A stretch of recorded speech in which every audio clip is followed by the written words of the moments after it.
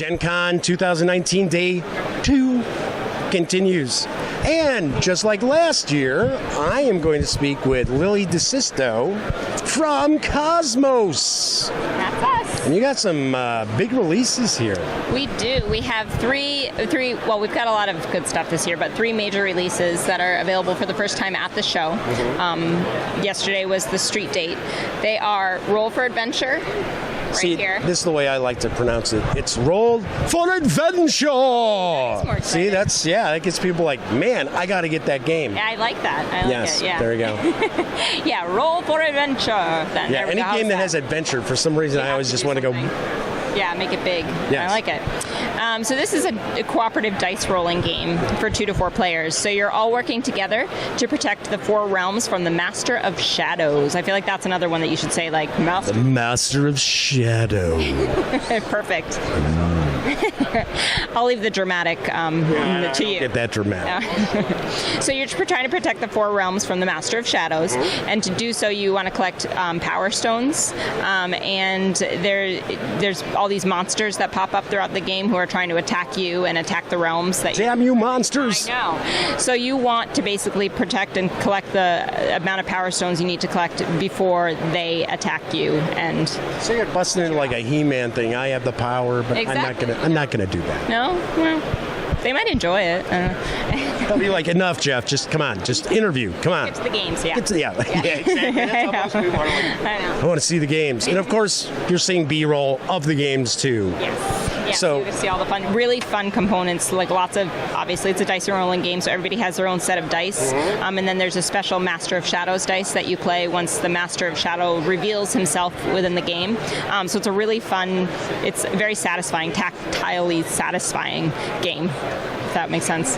Yeah. All dice chucking in. Yeah, it's a lot of fun. Dice. You really get into it. It's a quick game to pick up too, and it's a game that plays well with 2 or 4 players because you just combine the dice if you're playing with fewer players so that you don't run out.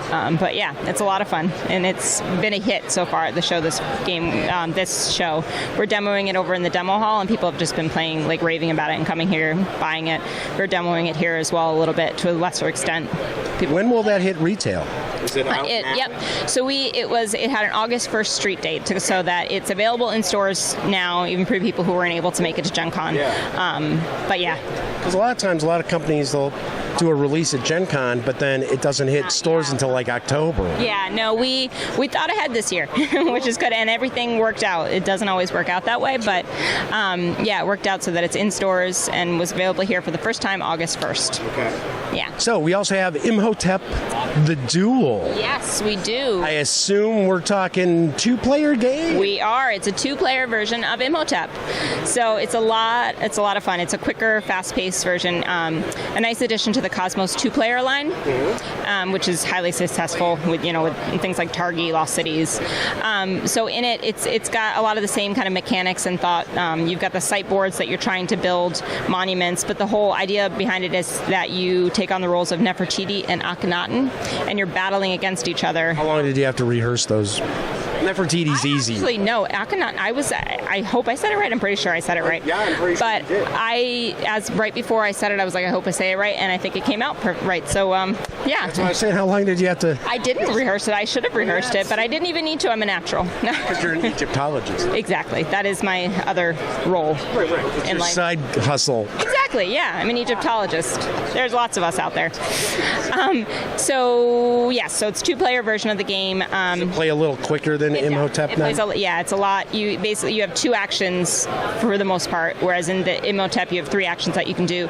Basically, the 2 actions that you can do is you can either place a meeple, which is a new mechanism for the game.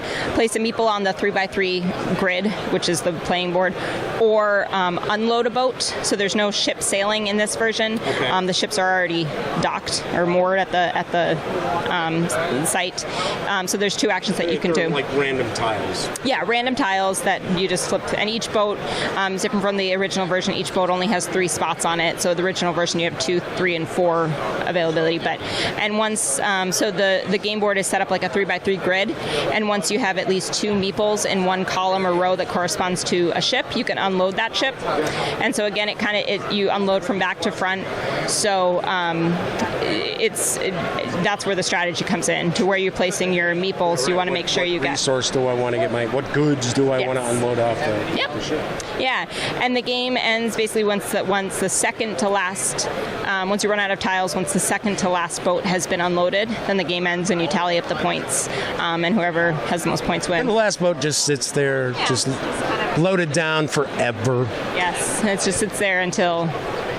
Yeah, who knows? It sinks. I don't know. And your other big release, another really interesting looking game, and it's Tribes. Tribes, yeah, this one is getting a lot of, I mean, they're all, it's hard to say which one's getting the most. I think they all are to some extent. But well, I know for a fact you're a big Exit fan. I am, Exit. Oh, I remember this from last year. Yeah. It's all coming back to me now. I remember this guy. No. In all, I love it, very loving way, right? So yes, Tribes, that's a brand new, it's a civilization game that you can play in under an hour. Nice. It's very easy it's quick to teach and pick up. So for fans of civilization games, it's a great choice, especially, and for fans, not people who want to get other people into civilization games, but who get kind of intimidated by the length and the amount of, this is a great gateway game for that. It's kind of set in prehistory too, right? Yeah, exactly. So you're a tribe leader trying to advance your tribe the furthest, the fastest. So the goal of the game is to get the most victory points at the end of the game, and there are different actions you can take. You can explore, which means you can kind of build. You'll see once you do the overview, you start with like land tiles that you can move your meeples around. So when it's your turn, you have the option of exploring, which means collecting more land tiles to build your space, or moving from one land tile to the next, or procreating, which means like making your you guys know what it means. We don't have to explain it. Yeah, making babies to make your tribe larger, and you collect points based on different places that you can put your.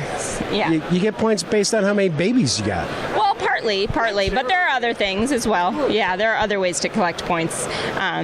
It's a really fun, easy to pick up, quick to learn game that you can play in under an hour and still have fun with. How many players is that for? Is like up to 4? 2 to 4. Yep. Yeah. So let's talk a little bit about some new Exit releases, because I know you've got some new Exit releases, and they're for varying levels too. Yes. So right now we have 11 Exit games available for sale in the U.S. We have 2 more that didn't quite make the Gen Con cutoff. They'll be available in September. But the newest one is Exit the Catacombs of Horror, which is a brand new... Catacombs of Horror.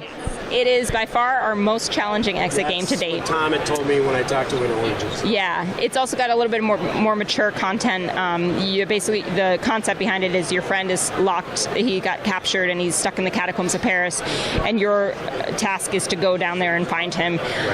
It's a double-sized version of the Exit game, so it's a two-part it's a two-part adventure in one box.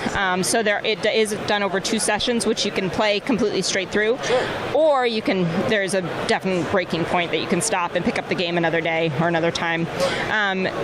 Really crazy new riddles and puzzles. I can't figure any of this stuff out, so... So for fans of like the really hard ones, this is definitely the hardest. So you've thrown down the gauntlet and said, "All right, pick that up. See if you can figure this out." I mean, we're continuing on in the Exit line, so there will be more. So I can't say that this is going to be the most challenging that we'll ever have, but for right now, it's at the moment. It is the most challenging. And then we've got 2 easier ones, or slightly lower level difficulty, I should say. Haunted Roller Coaster and the House of Riddles that'll be available in September. Yeah. Lily, anything else that you may have forgot that you want to talk about? Actually, yes. Hey! Another series which we don't have available at Gen Con, but will be available in October, is our adventure game series. Which is similar in some ways to the Exit series, but it's not exactly the same. Yeah, no, there's some similarities, but there's definitely enough differences. But for fans of Exit, you're gonna like adventure games too. This is kind of like our next step in this whole kind of storytelling game series. Now, the adventure games is basically like a choose your own adventure. Sure. We've got 2 coming out, The Dungeon and Monochrome Ink. And in it, you're reading the story book and reading different entries based on where you want the story to go. So you're really kind of discovering the story as a team. It's for 2 to 4 players. And unlike the exit games, they are replayable. So there's enough story content there to play the game about 3 to 4 times with a different ending each time. Wow, nice. Yeah, so that's a nice kind of for people who are like exit, but they're always kind of still.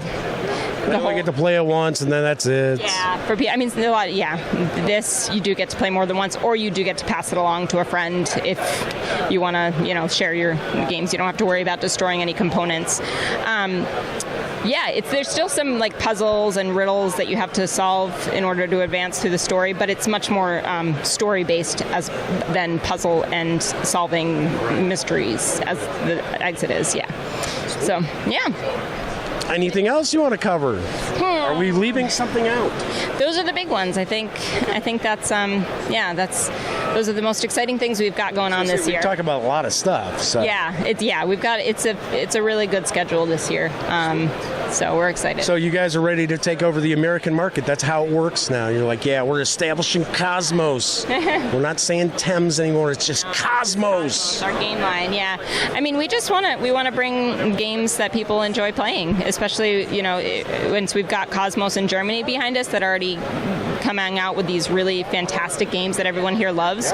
We're happy to be the ambassador for people in the U.S. So that's why we always rely on requests from our fans, from Cosmos fans, to see what games they want that Cosmos is developing or already has developed to bring back here. We really rely on that a lot. So keep sending your requests in.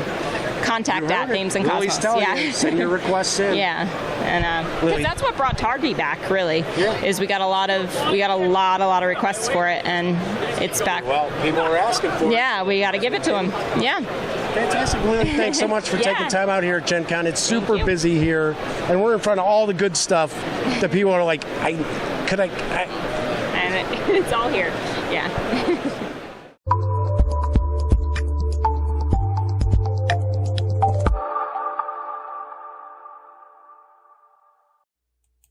If you're ready for some more fun and you'd like to check out the latest episode of The Daily Dope, my live Monday through Friday show that airs at 7 p.m. Central right here on YouTube, click right here. And if you'd like to roll the dice and push your luck and see a randomly selected video from the channel, click right here. You pays your money, you takes your chances. Once again, I'm Jeff McAleer, and thank you for watching.